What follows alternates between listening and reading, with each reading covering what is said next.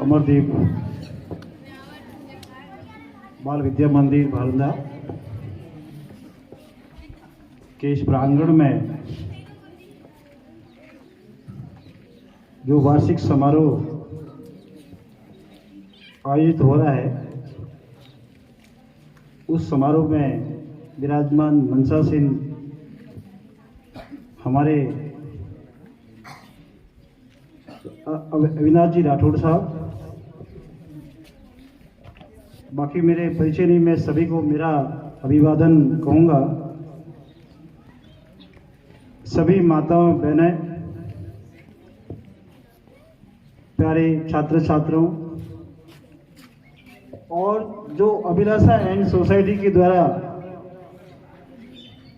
जो बालकों को सम्मान दिया जा रहा है, उनका भी मैं इस मौके पर अभिवादन करना चाहूँगा कि आपने बालकों को जो उत्साहवर्धन किया है, जो हौसला बुलंद किया है, निश्चित रूप से बालक उससे प्रेरणा लेंगे और अपने जो परीक्षा के प्रति रुचि बढ़ाएंगे। बालकों, मुख्य बात यह है कि वार्षिक समारोह का अर्थ यही है कि हमने साल भर क्या काम किया और साल भर के बाद में अब हम परिणाम की तरफ जा रहे हैं, क्योंकि हमारी परीक्षाएं आ रही है।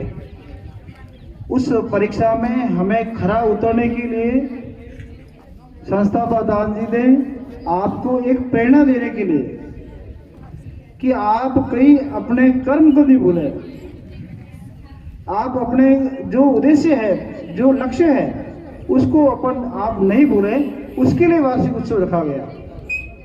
और जो सर्वोच्च आया उनको जो सम्मान दिया, जो पारितोषिक दिया, उनको आगे बढ़ने के लिए, अग्रसर होने के लिए दिया गया।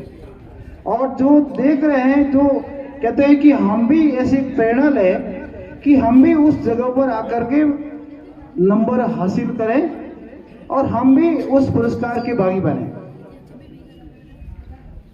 तो विद्यार्थियों, बिना प्रतिस्पर्धा के किसी भी लक्ष्य को पाना मुश्किल है, चाहे वो नौकरी हो, चाहे वो व्यवसाय हो, कोई भी क्षेत्र हो। बिना कंपटीशन दिए हम किसी उद्देश्य पर सफल नहीं हो सकते। तो उसको सफल होने के लिए मैं 2-3 बात बताऊंगा कि हम जहां पर भी रहे, जहां पर भी पढ़ें, लेकिन एक चित्त होकर के पढ़ें, ध्यान से पढ़ें और जो पढ़े उसको रिवाइज करें।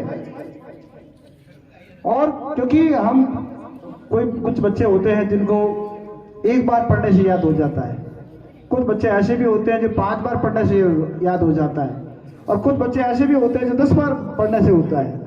तो जैसी अपनी परिस्थितियां हैं, जैसे हमको याद, जैसी अपनी IQ है, उसके अनुसार आप अपनी तैयारी करें और एकाग्रता रखें और साथ में अपने स्वास्थ्य का भी ध्यान रखें। क्योंकि अगर हम पढ़ाई करते रहेंगे और स्वास्थ्य पर ध्यान नहीं रहेंगे, अगर बीमार हो गए तो परीक्षा में जो हमारा जो एम्स है वो पूरा नहीं हो पाता, हो नहीं पाएगा। तो इसीलिए हमें उससे भी साथ साथ में सजग रहना है।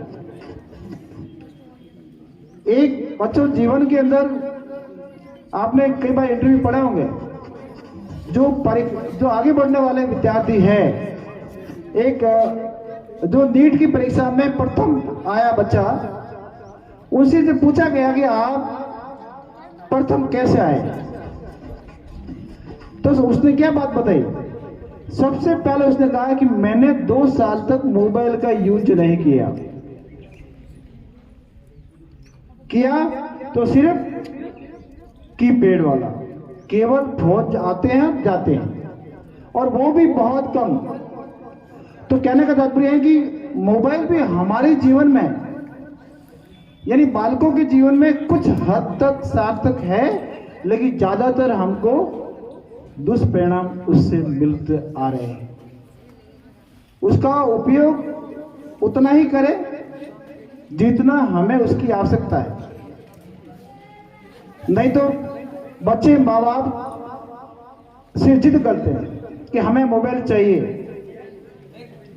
मोबाइल उतना ही उपयोग करें जितना हमें जरूरत है, नहीं तो मोबाइल आपको ऐसा ज्ञान देगी कि आप धीरे धीरे पिछड़ जाओगे और आपका मन उस मोबाइल में ही लगेगा। तो उससे अपने को दूर रहना है। सीधी सी बात में कहना चाहूंगा कि मोबाइल का कम से कम उपयोग करें विद्यार्थी जीवन में। हाँ, अगर आप बिल्कुल आपको पढ़ना है तो पढ़ने के लिए आप जरूर उसका उपयोग कर सकते हैं, लेकिन उतना ही करें जितना हमको पढ़ना है। नहीं तो उसमें आधा घंटा 1 घंटे 5 घंटे निकलते हैं, उसका पता ही नहीं चलता। अपने मम्मी पापा पास में बैठते हैं, उनको भी हम भूल जाते हैं। तो ऐसा नहीं करें। तो मोबाइल का कम से कम उपयोग करना है तो निश्चित रूप से सफलता हमारी मिलेगी। दूसरी बात मैं ये कहना चाहूंगा कि हमें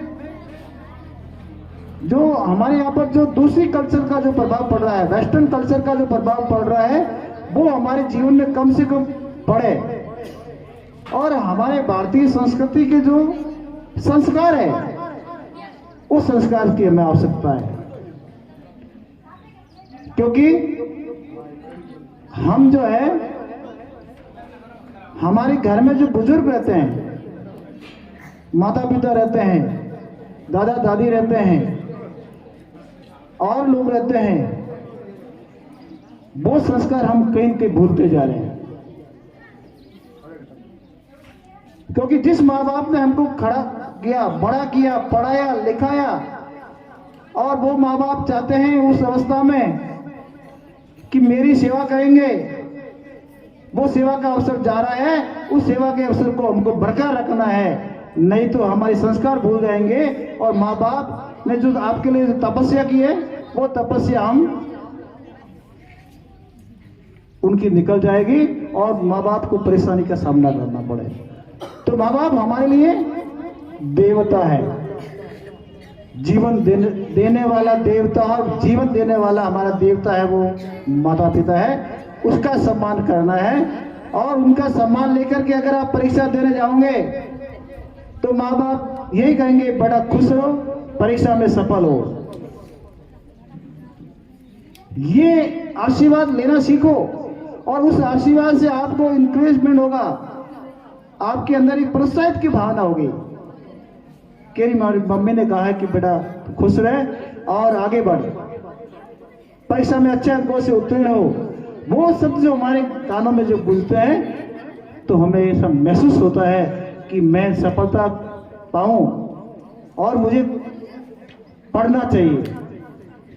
ये भावना बच्चों हमें पालनी है। हमारे संस्कार हमको बरकरार रखने हैं। हमारी संस्कृति पहले जो थे, एक जॉइंट परिवार रहता था, संयुक्त परिवार हुआ करता था और संयुक्त परिवार में संस्कारों का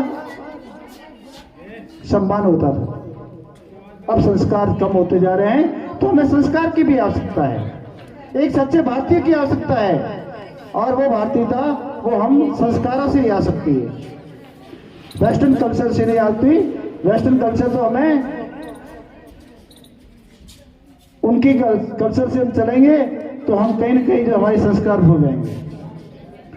तो विद्यार्थी इस अवसर पर मैं कहना चाहूंगा कि आप अच्छी तरह से पढ़ें और सहनशीलता रखें।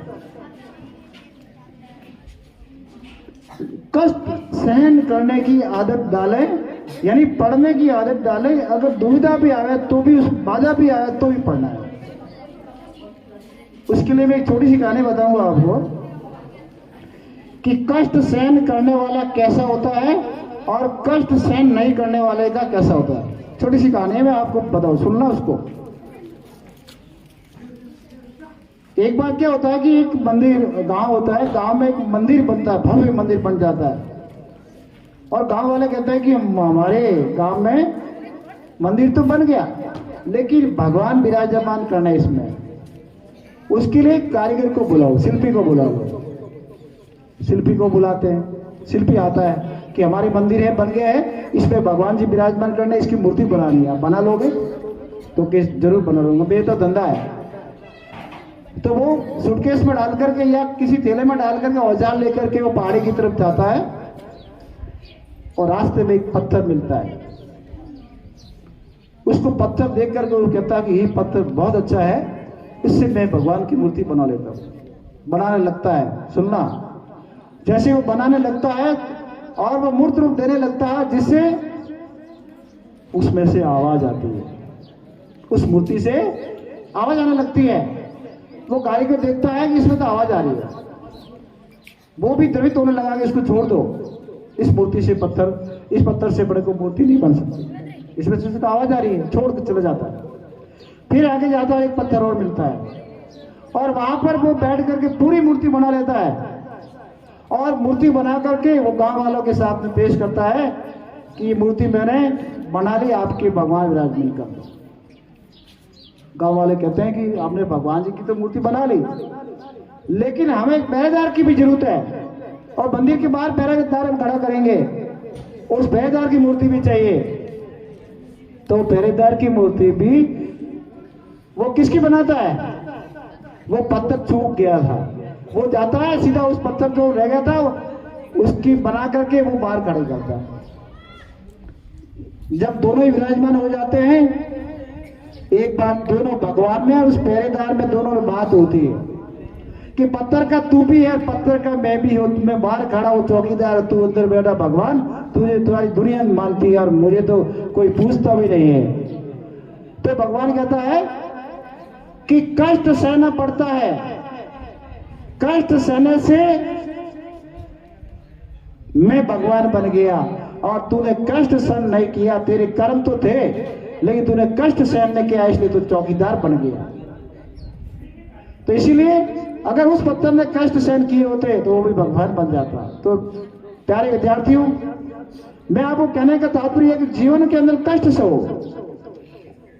बिना कष्ट सहे आप किसी भी मंजिल पे पहुंच नहीं सकते। अगर हम हिमालय की चोटी पर तैन सिंह और हिलेरी का इतिहास मानते हैं, कितनी ऊंचाई है, कितनी बर्फीली घाटियां हैं, कितनी तेज हवाएं चली होगी, लेकिन उनको पता नहीं था, उनको तो चढ़ना था, एक ही एम्स था कि उनको चढ़ना है और वहां पताका फहराना है, और वो फहरा दिया, उनका दुनिया में नाम हो गया कि एवरेस्ट की चोटी पर चढ़ने वाले का नाम। तो मैं कहना चाहूंगा कि जो व्यक्ति जैसे सोचता है और उसी के अनुसार वो कर्म करता है तो निश्चित रूप से वो व्यक्ति ऐसा बनता है। तो आप अभी, आपकी उम्र कम है, 10वीं में या 8वीं में, लेकिन इसी उम्र में आपका उद्देश्य बनाने का समय है। आप 10वीं में एम्स बनाओगे कि मुझे कलेक्टर बनना है तो तैयारी अभी से करनी पड़ेगी, मुझे सीए बनना है अभी से तैयारी करनी पड़ेगी, मुझे डॉक्टर बनना है तो अभी से मुझे तैयारी करनी पड़ेगी, तो सफलता मिलेगी। तो इसीलिए आप तो इस अवसर को कहूंगा कि आप अच्छी तरह से पढ़े तो तकदीर खुद लिखोगे, अपनी तकदीर खुद लिखो, किसी पर विश्वास मत करो। किसी ने कहा कि अपनी तकदीर खुद लिखो, और जो व्यक्ति खुद की तकदीर खुद लिखता है सफलता उसको मिलती है। लेकिन तकदीर खुद गवा देता है, समय निकल जाता है, फिर पछताना है। जब कहते हैं ना कि जब चिड़िया चुग गई खेत काय को पछताए, जब रखवाली रखनी थी तब तो रखवाली रखी नहीं, जब चिड़ियाओं ने खेत चुग गया और फिर कहते हैं कि मैंने रखवाली रख रही होती तो अच्छा होता। तो समय निकलने के बाद हमको केवल पछताना ही पछताना पड़ता है। तो मैं इस अवसर को एक बार सभी को, स्टाफ साथियों को और इस अभिलाषा एंड सोसाइटी एवं सभी मेरे सम्मानित मंच विराजमान सभी मेहमानगण और संस्था प्रधान अमरदीप विद्यालय के और सभी गांव वाले पधारे में सबका अभिवादन। और प्यारे बच्चों, आगे बढ़ें इन्हीं शब्दों के साथ में। जय हिंद, जय भारत।